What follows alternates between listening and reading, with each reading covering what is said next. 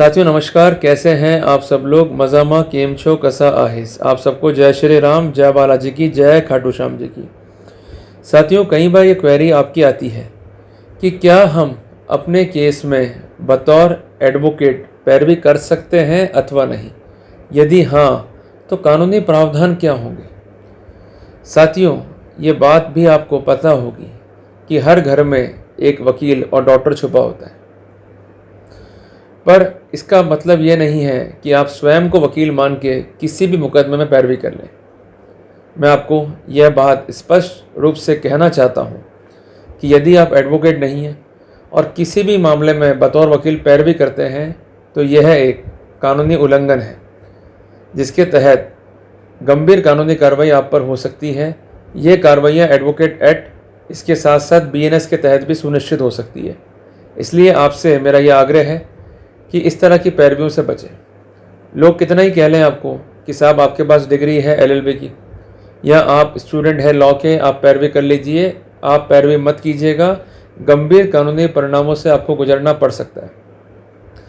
Recently ऐसे कई cases identify हुए हैं कि जहां पर कुछ LLB स्टूडेंट्स जो हैं पंजीकृत नहीं है, पर बतौर अधिवक्ता वो अपनी सेवाएं दे रहे हैं जो गैर कानूनी है।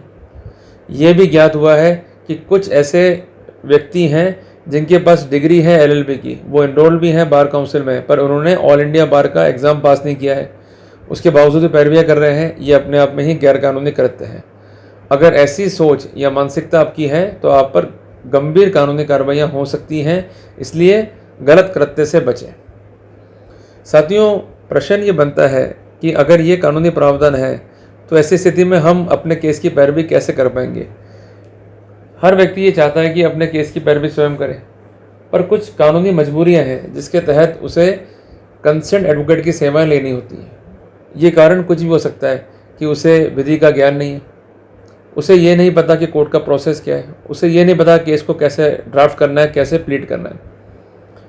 पर कुछ लोगों के पास विचित्र रूप से कुछ ऐसी प्रतिभा भी होती है जिसके तहत वो ना केवल केस को ड्राफ्ट कर सकते हैं अपितु अपने केस को बेहतरीन तरीके से प्लीड भी कर सकते हैं।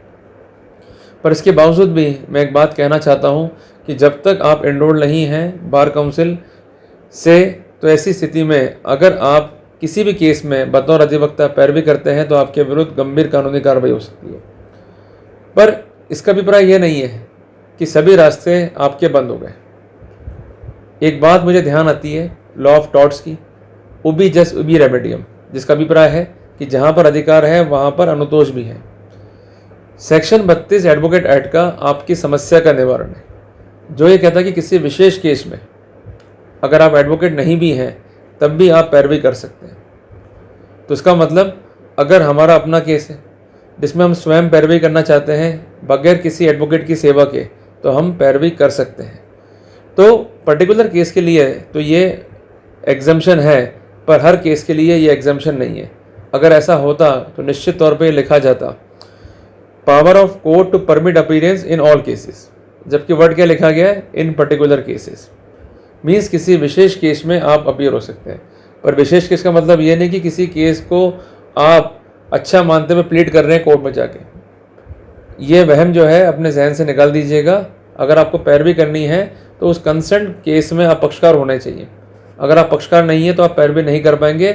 ऐसी जो कंसर्न पैरवियाँ होती हैं उनको हम कहते हैं party in person appearance.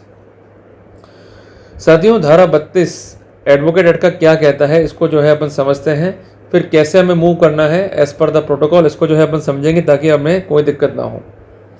Section 32 advocate act का ये कहता है not with standing anything content in this chapter. Means जिस चैप्टर का सेक्शन 32 पार्ट है, वो चैप्टर क्या कहता है कि अगर आप एडवोकेट नहीं हैं तो आप पैरवी नहीं कर सकते।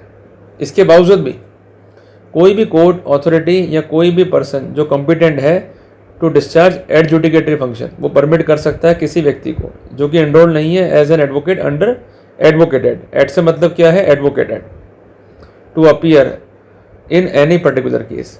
तो किसी विशेष केस में अपीयर होने के लिए आपको परमिशन दी जा सकती है। यहाँ पर ये चीज़ जो है अपने को क्लियर हुई।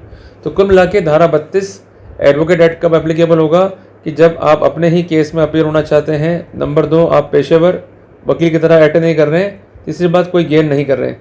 अगर आप अपने ही भाई बहनों से फीस लेकर के पैरवियाँ कर रहे हैं तो आपके विरुद्ध गंभीर कानूनी कार्रवाई हो जाएगी।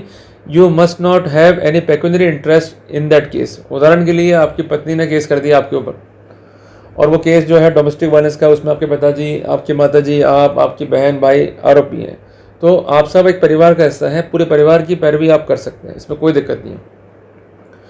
उसके लिए धारा 32 एडवोकेट एक्ट पर आपको रिलाई करना होगा, पर कोई भी पेक्यूनरी गेन आपको नहीं होना चाहिए। यह स्थिति फाइल पे नहीं होनी चाहिए कि आपने पैसे लेकर के पैरवी करी है और ये पैसा जो है आपकी प्रोफेशनल फ़ी के रूप में जो है काउंट किया जा रहा है। निस्वार्थ भाव से, निःशुल्क रूप से आपको ये पैरवी करनी है। क्लियर है बात ये? और कोई भी प्रोफेशनल गेन जो है इस केस में नहीं होना चाहिए, इस बात का विशेष ध्यान रखिएगा। ऐसे कई लोग भी मैंने देखे हैं जो कि अपने पड़ोसी की पैरवी कर रहे हैं, किसी रिश्ते की पैरवी कर रहे हैं, ये लिखते हुए कि साहब चूँकि रिश्ता हमारा बहुत नज़दीक का है, मैं कानूनी जानकार हूँ इसलिए पैरवी कर रहा हूँ। ऐसा मत करना। ऐसा करना गंभीर कानूनी अपराध होगा, बहुत दिक्कतों का सामना जो है आपको करना पड़ जाएगा। ये केवल विशेष केस में जो है आपको एग्जाम्पशन है, हर केस में नहीं है। विशेष केस मीन्स ऐसा केस जिसमें आप स्वयं जो है पक्षकार हैं या आपके ही घर वाले ही पक्षकार हैं, पड़ोसी, रिश्तेदार, दूर के मिलने वाले, दोस्त, ये सब इस कैटेगरी में शामिल नहीं होंगे। अब प्रैक्टिकल इसकी अप्रोच क्या है, कैसे ये अपने को जो है इसके तहत जो है अप्लाई करना होता है।